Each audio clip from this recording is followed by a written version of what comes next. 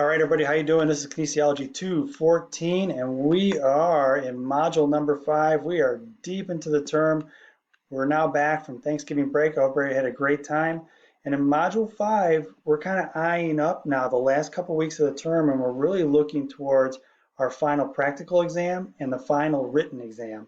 But in week number 15, which is December 3rd, if we open that up, what I'm looking to do there is provide 3, maybe 4 different case studies for you. And when you are a physical therapist, a strength and conditioning coach, or a personal trainer, you're going to have different populations of people that come in to see you. So for example, as a physical therapist, you might be working with somebody 1 hour who had a knee replacement, another person who had a shoulder tear, and another person who had some type of cervical injury in a car accident. So you have to be able to adapt to that person that's in front of you.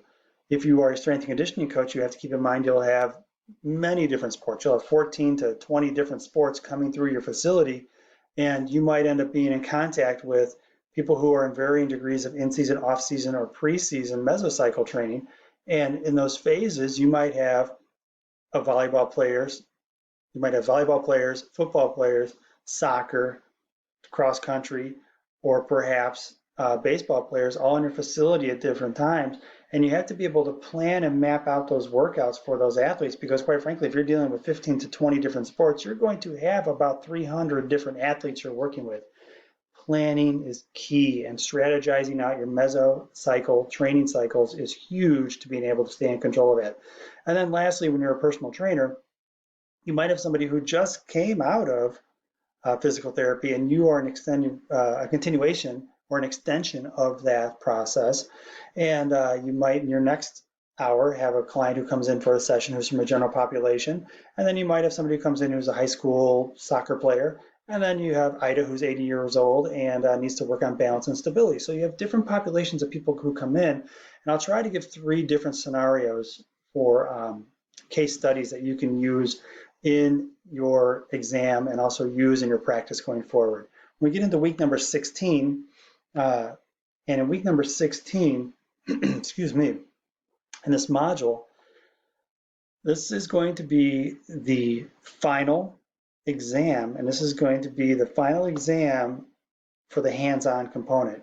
And with that, what I'm envisioning is each one of you will have 2, perhaps 3 exercises, depends on how many people are in the course and how much time we can allocate, but I want to have it where one person's the client, one person's the trainer, everybody else in class, much like our midterm, grades on different competency areas, and I take an average of those grades, and I take an average of the average to award the grade.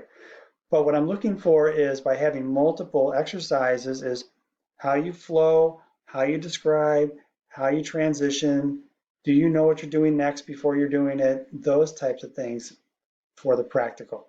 And then last but not least, week number 17, that's final exam week. Now, final exam week runs from Monday the 14th to Friday the 18th. And here's what I'm going to do for the final exam. As I stated, I don't do anything on paper. Everything is on Blackboard. That exam will be on Blackboard for you to take. You need not come in for that exam. You're welcome for having an extra couple hours to your day. But here's the deal. With that on Blackboard, that'll be open, that final exam, from Monday the 14th. I'll probably just do it at 12:01 a.m. and it'll go all the way until Friday the 18th at 11:59 p.m. because I have to get grades in. Do not drag your feet in this. Get that done, get it out of the way, and go ahead and hammer out the rest of your finals for the rest of your classes. But realize for this class, we have the luxury where I can post these things on Blackboard and you can do them during the week. All right, guys, have a great one. It's been a great semester. I'm going to go ahead and sign off here for the last time. And I hope you do well on the finals, and I'm sure you'll do fantastic on the practical exam. Have a great one.